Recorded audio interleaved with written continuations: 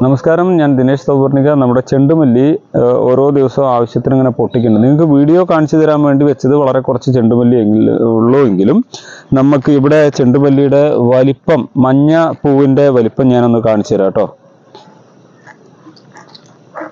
മഞ്ഞപ്പൂവിൻ്റെ വലിപ്പം ഒന്ന് നോക്കുക നിങ്ങളിതിലേക്ക്. ഇതൊരു 50-60 ഗ്രാമിലേറെ വലിപ്പം ഉണ്ടായിരിക്കും ഈ പൂവ്. അതുപോലെ അടുത്ത വലിയൊരു പൂവിൻ്റെ വെയിറ്റ് കൊണ്ട് ഒടിഞ്ഞതാണ്. പൂവിൻ്റെ വലിപ്പം നോക്കുക. ഒരു കയ്യിൻ്റെ ഉള്ളിൽ വെക്കുമ്പോൾ ഏകദേശം ഇത്രയും സൈസിൽ കാണുന്ന വലിയ പൂവാണ് അല്ലേ. ഇത് മഞ്ഞ. ഇത് ഈ ലെവലിൽ വിരിഞ്ഞു കഴിഞ്ഞാൽ ഏകദേശം 70 ഗ്രാമോളം തൂക്കം വരും.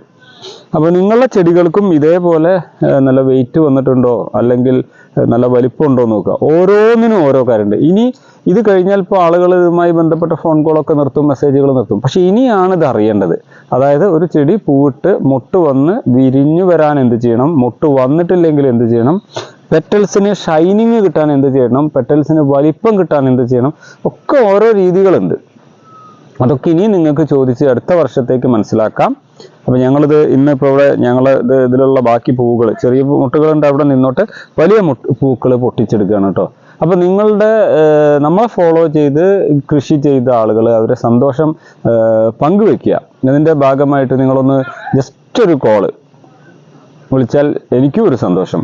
പിന്നെ നമുക്ക് ഇപ്പോൾ ഈ ജൂൺ മാസം തൊട്ടിട്ട് ഓഗസ്റ്റ് 29 ഇത്രയും വരെ ദിവസം ഏകദേശം ഒരു 100-150 കോളുകളും അതിലേറെ ഒരു ദിവസം ഒരു 500 മെസ്സേജുകളും വാട്സാപ്പ് മെസ്സേജുകളും നമുക്ക് വരും. കാരണം മുഴുവനും ഈ ഓരോ ചെടി പൂക്കുന്നില്ല, അല്ലെങ്കിൽ മുട്ട് വലിപ്പമില്ല, അല്ലെങ്കിൽ വളം കൊടുക്കണം എന്നൊക്കെ പറഞ്ഞിട്ടുള്ള മെസ്സേജുകളായിരുന്നു. വൈകുന്നേരം 4 തൊട്ടിട്ട് രാത്രി 11 മണി വരെ നമുക്ക് കോൾ അറ്റൻഡ് ചെയ്യൽ തന്നെയാണ് പണി. ഏതായാലും സന്തോഷം. കാരണം അത്രയും ആളുകൾ നല്ല രീതിയിൽ എഫേർട്ട് എടുത്തിട്ട് കൃഷി ചെയ്ത്, അതെല്ലാം അവരുടെ കഴിവാട്ടോ. എൻ്റെ ഭാഗം ഞാൻ കുറച്ച് കാര്യങ്ങൾ പറഞ്ഞു കൊടുത്തു എന്ന് മാത്രമേ ഉള്ളൂ. അപ്പോൾ നിങ്ങളെ സന്തോഷം പങ്കുവയ്ക്കാൻ വേണ്ടിയിട്ടൊന്ന് വിളിക്കുക. താങ്ക്